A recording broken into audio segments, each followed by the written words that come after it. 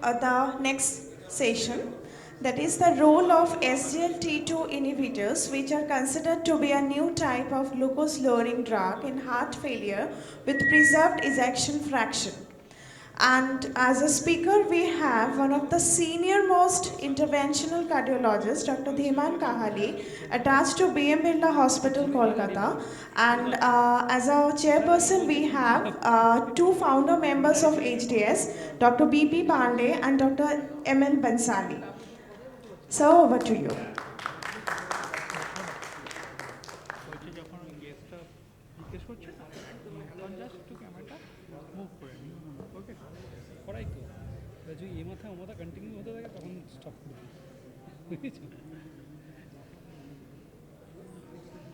Good evening, dear friends. Our next topic is SGLT2 inhibitor in heart failure with preserved ejection fraction, and this will be delivered by none other than Dr. Dhiman Kahali, who is good friend of mine and senior interventional cardiologist, and he has so many publications in national and international journals, and a speaker at so many international conferences. So stage is your, Dr. Kahali. Thank you very much, Dr. Bansali, who is a great friend of mine, and also Vijay. We are also very good friends and has been talking about. Anyhow, so ladies and gentlemen, August gathering and respected ladies and gentlemen again. Now we are discussing about a topic, this SGL2 inhibitors as a whole, and especially two molecules, empagliflozin and dapagliflozin, and the iceberg of diabetic cardiomyopathy and the implications of the recently concluded Emperor Preserved trial. Incidentally, I was a PI in both Emperor Preserved and Emperor Reduced trial. And this South Asian, as a South Asian, we are more prone to coronary artery disease. And you can see that the hazard ratio with us, the South Asians, in comparison to the Caucasians, it is 2.3. And the p-value becomes highly statistically significant. What they eat, if we eat that amount of butter, and we'll have more and more of coronary artery disease. And the incidence of heart failure thereof also is very high, with the hazard ratio of 1.83, and it's 2.95 with the Asians, and Caucasians it's 1.65. So let us go to a case, and what we find daily, we just came from there, we'll go, and these are the basic, real life scenario. A 60-year-old gentleman, non-alcoholic, non-smoker, diabetic for the last 10 years and hypertensive for the last 20 years. And on question, he tells he has increasing breathlessness on exertion since the past 6 months, and his BMI is 29 kg per meter square with waist circumference 95 centimeter. Blood pressure is almost normal, 130 by 84 millimeter mercury, and he receives good treatment with metformin 1 gram, glimepiride 2 milligrams, telmisartan 40, amlodipine 5, hydrochlorothiazide a little bit 6.25, and rosuvastatin 10 milligrams. So he is getting everything, and his hemoglobin A1C is little high, 8.1%. Fasting sugar is 114. Sorry, my throat is giving little troubles today since morning. Total cholesterol is 149, LDL-C 84, and triglyceride is okay. Creatinine is a little bit high, 1.2, with EGFR done by CKD EPI is 69 mils per minute per 1.73 meters square. And albumin creatinine ratio is again high, with some moderate grade albuminuria is 220 milligrams, and exercise treadmill test is again positive. And they have done a CT angiography also, which shows a 70% stenosis in the LAD, and his echo shows good LV systolic function, no RWMA, and the grade 2 diastolic dysfunction is present. Now, this is a consensus statement from the Heart Failure Society of US, Heart Failure Association of the ESC, and Japanese Heart Failure Society, and Writing Committee of the Universal Definition of Heart Failure. I think Dr. Pandey is saying as it has come just 48 hours back. There is again a joint statement from the European Society of Cardiology and Heart Failure, from American College of Cardiology, AHA, and American Heart Failure Society, and they have again a consensus statement. There is not much of a change, especially because of the deliver trial. They have added something regarding the DAPA, and otherwise it's almost same as this one. I was going through it rapidly, but I couldn't get any slide out of it because of lack of time. But I found that it's almost same like this recommendation. So stage A, as Eugene Brownell also tell, at risk for heart failure, risk factors for heart failure, no current or prior signs and symptoms of heart failure, and no structural biomarker or genetic markers for heart disease. Means their NT-proBNP is okay and everything is drop by, everything is okay. And patients with diabetes, hypertension, obesity, I should tell also atrial fibrillation. These patients are very prone to diastolic dysfunction. And stage B, pre-heart failure, no current or prior signs, symptoms of heart failure, but presence of one of these. They have some sort of structural heart disease, functional cardiac abnormality, and there is some inhibition of the NT-proBNP, BNP, or TNT, highly sensitive TNT. Stage C, what it is? Current or prior signs are there. Symptoms of heart failure are present, means the patient is dyspneic, orthopneic. Cardiac structural and functional abnormality are also there. And in stage D, they are severely symptomatic, signs of heart failure at rest, even a little bit of activity or even at rest they get dyspnea, they are NYHA class 4, recurrent hospitalizations despite GDMPR. These are the maximum problem creating group requiring advanced therapies beyond guideline directed medical therapy. And in US there is a system called hospice care, so that they live near the hospital, and a specialist group of heart failure provider, they go over there and examine them in their house regularly and treat accordingly. Now this is a mainly pathophysiological slide. I should tell diabetic cardiomyopathy predisposes to heart failure independent of coronary artery disease or hypertension.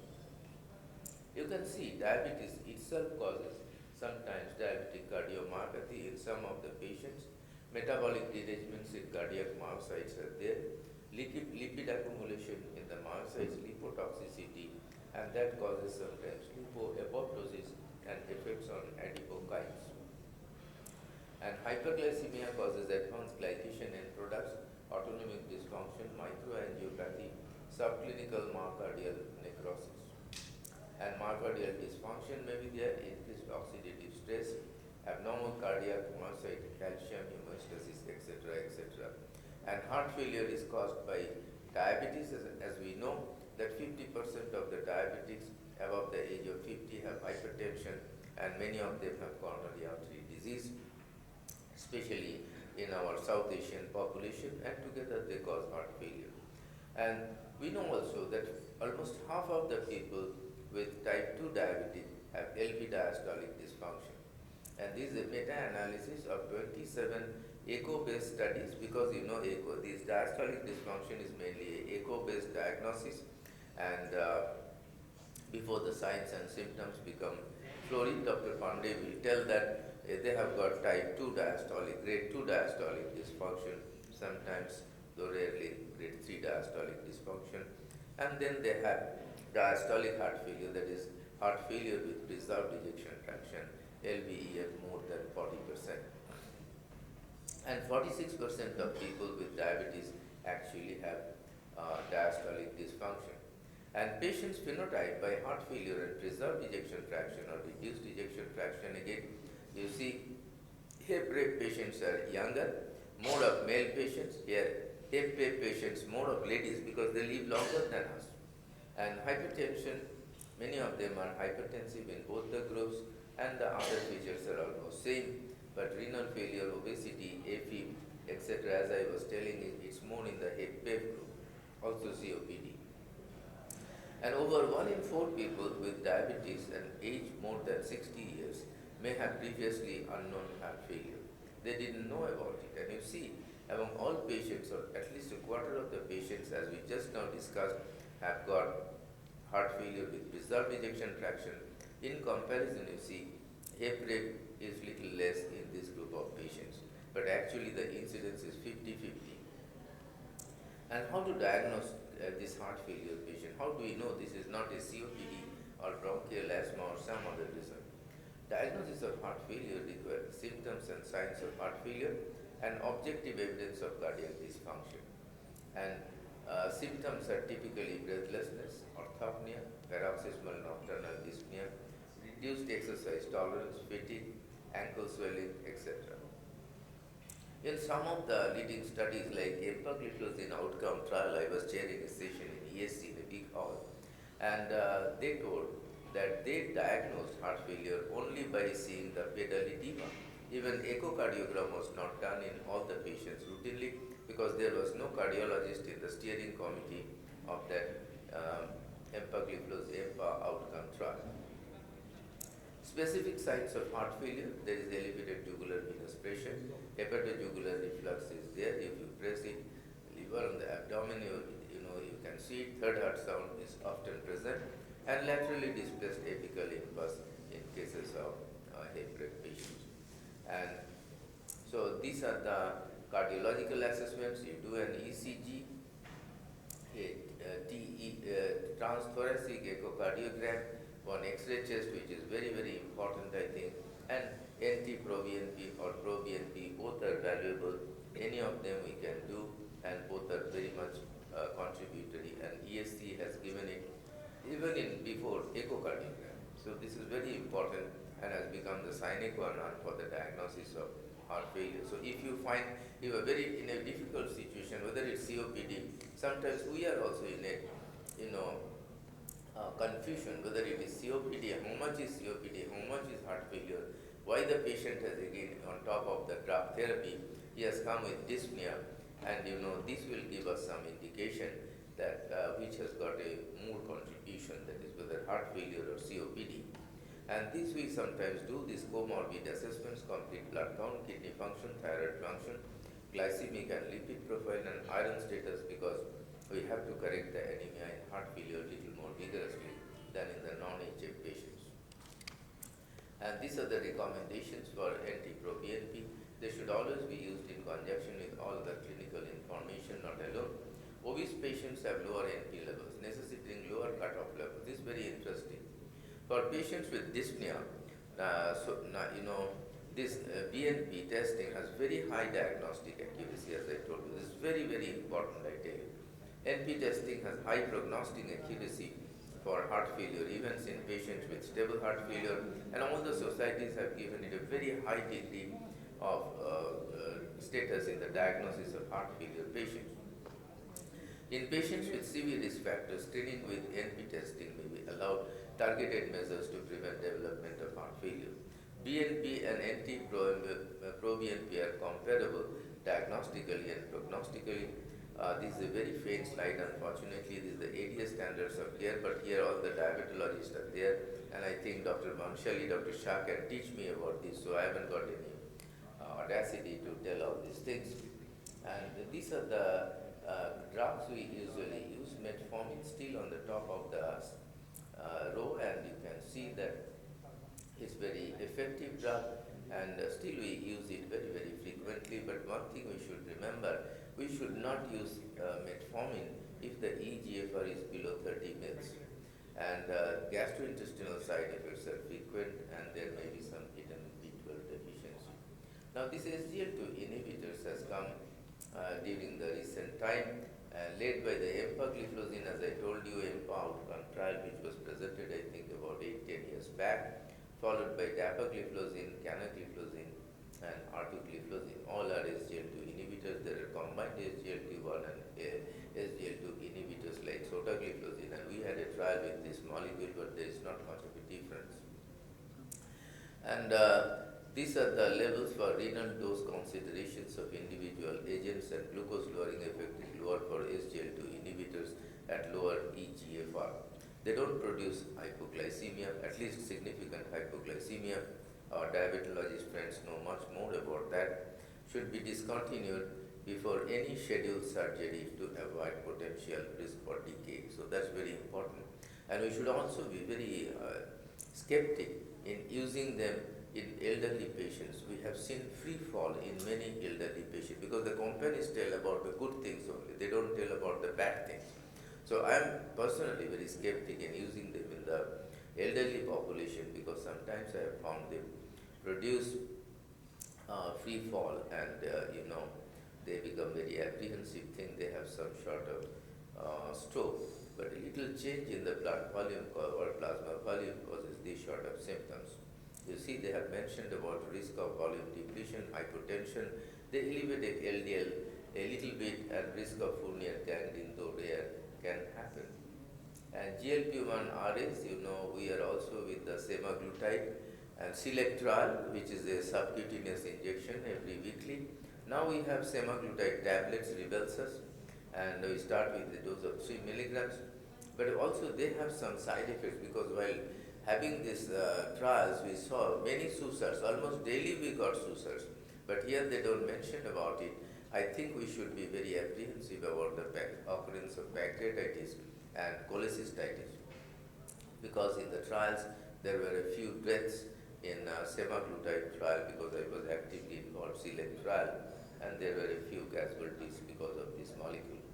Now SGL2 inhibition, one thing we should remember for the youngsters that SGL2 inhibitors are mainly drugs of choice for the heart failure patient, and GLP-1 analogs, they are mainly drugs for ASCVD, means coronary artery disease. So that's the basic difference. And so these are the different mechanisms of action. They reduce preload by free water clearance, stress blood volume, reduction pulmonary vascular pressure and resistance are reduced, intraglommerular pressure is also reduced. It increases the metabolic efficiency of the heart by some mechanism which is not fully understood. It causes diastolic relaxation, and therefore the topic of today that it should be used in diastolic dysfunction and heart failure patients. HFpEF patients.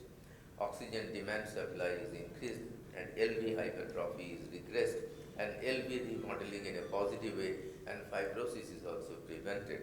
These are the different good effects, and it also reduces afterload reduction by reducing vascular stiffness, and autonomic balance is increased and neurohumular stimulation is reduced. So as a whole, by all these mechanisms, it causes improvement in the cardiac structure and function, and you can see the hazard ratio is 0.62 with this molecule, and the risk reduction with EMPA in comparison to placebo. In the EMPA outcome trial, it was 0.62 with 38% reduction. It became statistically highly significant with 95% confidence interval. And in Asian Pacific subjects, if you notice, the improvement was phenomenal with hazard ratio coming down to 0.44 with a 56% relative risk reduction for worsening heart failure or heart failure hospitalization and cardiovascular mortality. And this is the HFpEF Emperor Preserve study, and this is a phase 3 trial. We participated in this one, and there was another with reduced ejection fraction. Phase 3 trial in patients with heart failure and LVEF more than 40%, because that's the barrier we had with imabratin also Signify trial, where the barrier was like that 40% in our trial. And the aim is to investigate the safety and efficacy of EMPA versus placebo in patients with heart failure and LVEF more than 40%, and analyze the results in true HFpEF and heart failure with mid ejection fraction as diagnosed by or as depicted by the European Heart Society. They first designated the LV with mid ejection fraction. And this population were both diabetic and non-diabetic, because for diabetics it's a class 2A indication, and for the non-diabetics it's a class 2B indication. Use of this molecule with 6,000 odd patients in the Emperor Preserve trial, equally divided between two groups, EMPA-10 and the placebo group, and composite primary endpoint was time to first event of adjudicated CV death or adjudicated heart failure hospitalization. And confirmatory key secondary endpoints were first and recurrent adjudicated heart failure hospitalization and slope of change in eGFR by CKD EPI formula from the baseline. And randomization was again stratified by ejection fraction more than 50% versus 41 to 49%, because one of the phenomena we noticed with all the SGL2 inhibitors is that they act little better in patients with reduced ejection fraction, even if in the preserved ejection group they were little better. You can see from the different slides in the group with 41 to 49% ejection fraction than with 50% plus in ejection fraction. And this was the baseline demographics. You can see across the age, across the gender, across the level of diabetes or non-diabetic, ischemia, NYHA class, they were very effective, and you can see that they were statistically highly significant. And there was a relative risk reduction of 29% in the mid ejection fraction group. As I told you, see, if you see the figures, the relative risk reduction in the HEP group was 17%, but it was 29%, and absolute risk reduction was 4.9%, and against it was just half in the other group, that is with reserved ejection fraction group. And the number needed was just double, you see, 42 to get some benefit against 21 in the mid ejection fraction group. And EMPA consistently reduces risk of CV death or heart failure hospitalization regardless of type 2 diabetes, age, CKD, atrial fibrillation in patients of heart failure and LVF more than 40%. So we should remember at the end of the day that at least in 2022, September 24, we have got two groups of drugs. One is the ARNIS, that is the LCJ696 molecule, sacubitril valsartan combination from the Paragon HF trial, and the second one is the SGL2 inhibitors, which reduces mortality and morbidity in case of heart failure across the ejection fraction, means reduced ejection fraction, preserved ejection fraction, mid ejection fraction, and the fourth entity nowadays we call it as improved ejection fraction. We had ejection fraction of 20% and now it is 55%. So it's good in all the groups. And there is no unexpected safety outcomes with EMPA versus placebo in the Emperor preserved study. You can see we are little apprehensive about the ketoacidosis, same occurrence against placebo. Hypoglycemic events are extremely rare in patients with diabetes, or without diabetes it doesn't occur much. There was little apprehension regarding urinary infection, but it was statistically not significant. And genital infections, it happens little more numerically 3 times, but not validated in the statistics, and bone fractures occur in some patients. So as I was telling, that these are the group of drugs nowadays being designated for preserved ejection fraction and heart failure patients from the Emperor preserved data. You see, EMPA leads the list. First, the FDA didn't give approval to it, but after thorough analysis, they have given the approval for this group of drugs in the treatment of patients. And there is a huge 21% relative risk reduction for heart failure hospitalization as a first adjudication event, or cardiovascular mortality. It also reduced total mortality by 17%. Paragon HF trial was a very important trial with sacubitril valsartan, and though it didn't get some statistical significance, but it missed the statistical significance because of very small numbers, so they have also given it FDA approval for use in heart failure with preserved patients. And TopCat trial, the PI of the leader of the steering committee, leader of that trial, he is from Boston, and he is a good, I shouldn't tell friend, but a very known to me, and he was very euphoric after this trial in Barcelona ESC, and he presented the data. He told Dhiman, the Finnish 15%, yeah, 15% risk reduction, but actually it was not like that, and they were criticized, but then they told this was because of the Russian Georgian population, this and that. However, it didn't get any statistical significance, but still now, this AMR is a very important group of drug in the treatment of heart failure. And these are the different tables showing the changes from EMPA and placebo, and they have significant reduction in the relative risk reduction in different groups of patients. And also we observe that in the low ejection fraction group, 25%, they have the highest incidence of benefit. And these are the recommendations. In this latest bulletin by the ESC, as I was discussing, they have given a lot of importance in the lifestyle modification measures for the treatment of heart failure patients. And in patients with type 2 diabetes and either established CVD or high cardiovascular risk, SGLT inhibitor should be used to prevent hospitalization for heart failure. For patients at risk for developing heart failure, natriuretic peptide biomarker-based screening is very important, I tell you, followed by team-based care, including cardiovascular specialist. Optimizing GDMT can be useful. And this is an art which has to be done with finesse, how to optimize the treatment. There are 4 foundation therapies: SGL2 inhibitors, beta blockers, RNase/ACI inhibitors, and the 4th group is MRAs. And 5th group is now coming to take some positions in this foundation therapy where some of the molecules cannot be given because of some inhibitory factors. And Vericiguat is such a molecule which has arrived in our market to be started in a dose of 2.5 milligrams. You can go up to 10 or 12.5 milligrams. And it's also a very useful molecule. And it has been also given class 2B indication by the ESC in heart failure patients. In the general population, validated multivariable risk scores can be useful to estimate subsequent risk of incident heart failure. And this is the recommendation for patient. Last slide, sir, just 30 seconds. And patients with HFpEF and hypertension should have medication titrated to attain blood pressure targets in accordance with published clinical practice guidelines to prevent morbidity.